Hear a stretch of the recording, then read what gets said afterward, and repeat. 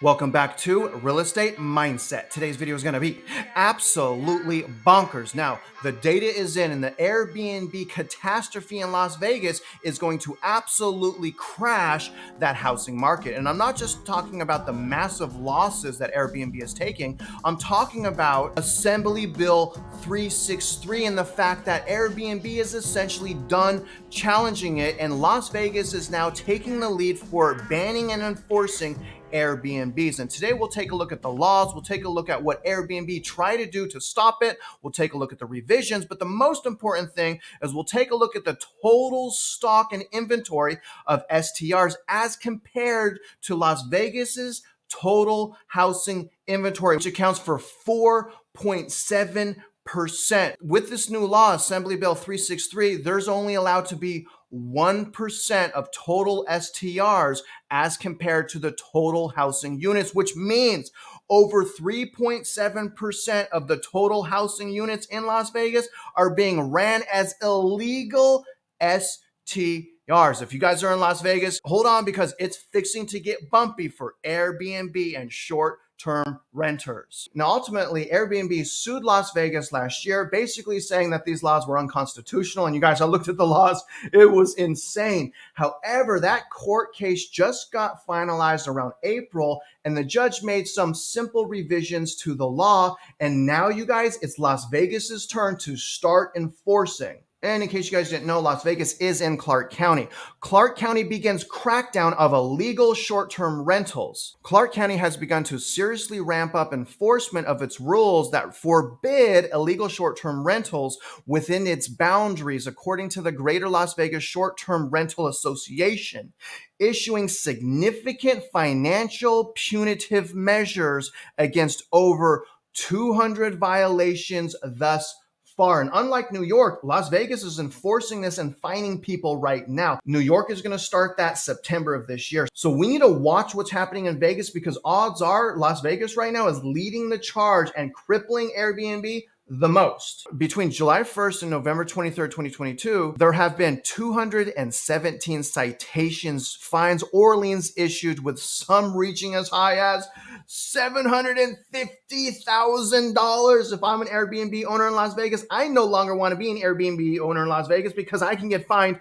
$750,000 or more. Let's go into more detail about Assembly Bill 363 and see what it says exactly. So we'll do that here. County Clerk to implement Nevada short-term rental law July 1st, what it means for Airbnb Las Vegas. Assembly Bill 363 aims to legalize Airbnb in Clark County, but there's a but here, and a very large but, with restrictions. The bill's advocates believe that the stringent regulations will address issues on affordable housing for low-income workers and curtail the use of Airbnb rentals as party houses. Again, thank you, Las Vegas. The bill's provision may discourage any Airbnb rental investors, but it does not mean that Airbnb investors can't be profitable. So what are the provisions in Assembly Bill 363? Let's take a look.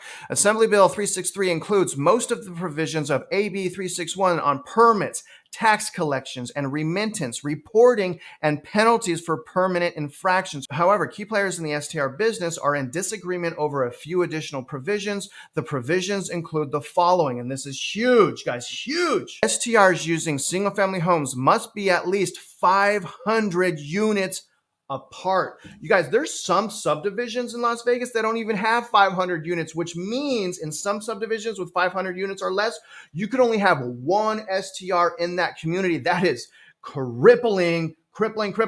Any single family STR must be at least 2,500 feet apart from the property line of any resort hotel. Okay, that's for the casinos, obviously.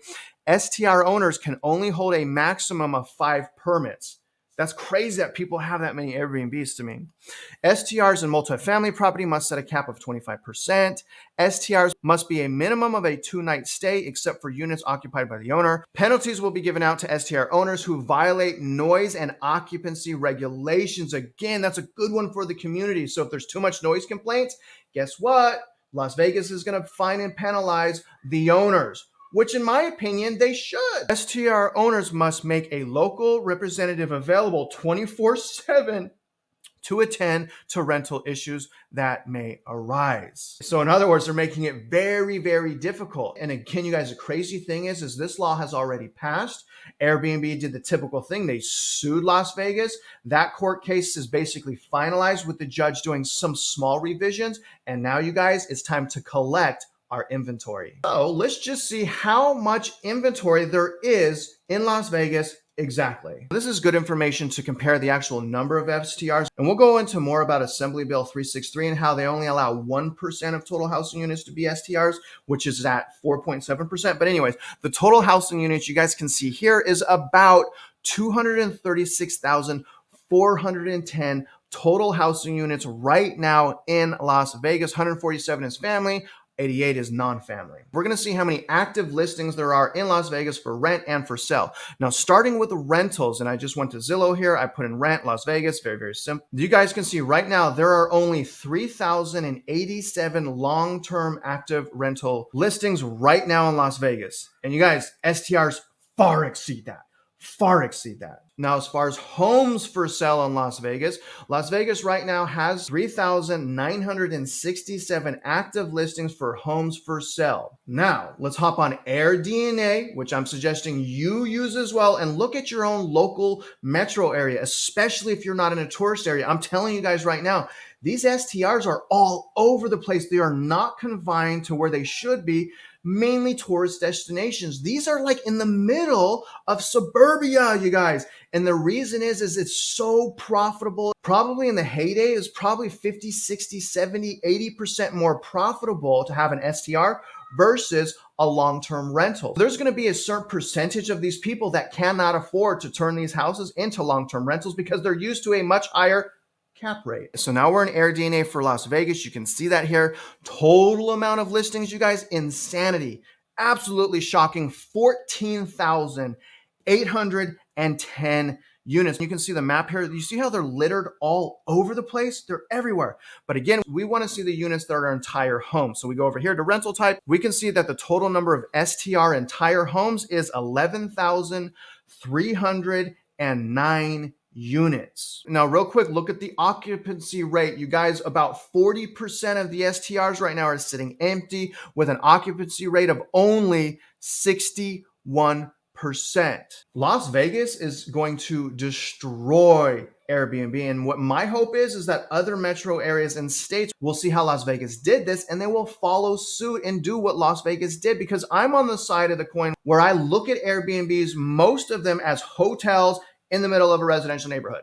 And that's just not cool. That's how I look at it. But some people look at it like by doing these things, we're restricting their rights as a property owner. Let me know what you guys think. But regardless, when we take that 11,309 total houses for STRs, that represents 4.7%, you guys, 4.7% of the total amount of housing units in Las Vegas. And remember, there's only 1% allowed, and they're sitting at 4.7%, which basically means there's about 9,000 units that are going to be absolutely gutted. Let's go into this a little bit more and see what Airbnb tried to do when they sued Las Vegas. You guys can see from this article that all Clark County did was amend some short-term rental ordinances. That's all they did. If you guys want to go into this article, it's very, very interesting. But really what I want to point out is that there's an estimated 10,000 illegal short-term rental properties in Clark County. Insanity. Let me briefly review this again because this is going on right now. The rule changes come after the county held a short-term rental license lottery at a meeting on March. There were only 1,300 applicants. There is no set number of licensing the county will issue, but officials said it will not exceed 1% of the county's housing stock. Now, what Airbnb tried to do to work with the city of Las Vegas is Airbnb rolled out a party ban ahead of Las Vegas summer holiday season. So they have a ban on parties. But the thing is, guys, if someone rents an Airbnb, they're going to do whatever they want. If they want to party, they're going to party. Only thing that Airbnb is going to do is make it harder for the hosts to make a profit and have peace of mind about their investment. But the problem is the community does not have peace of mind, including the police department. And you guys can see here just how bad STRs are in Las Vegas. Las Vegas police conduct Airbnb spot checks to bust spring break parties. You guys, there's like an enforcement squad going door to door to find these illegal units. And again, if I'm an owner, I'm just selling and I'm leaving. Quite frankly, this is insane. I mean, and this is an absolutely insane article if you guys want to see just how bad it really is for the communities and homeowners that are around these STRs. I'll link this here if you guys want. This is actual amendments was actually made February of this year that changed a couple things.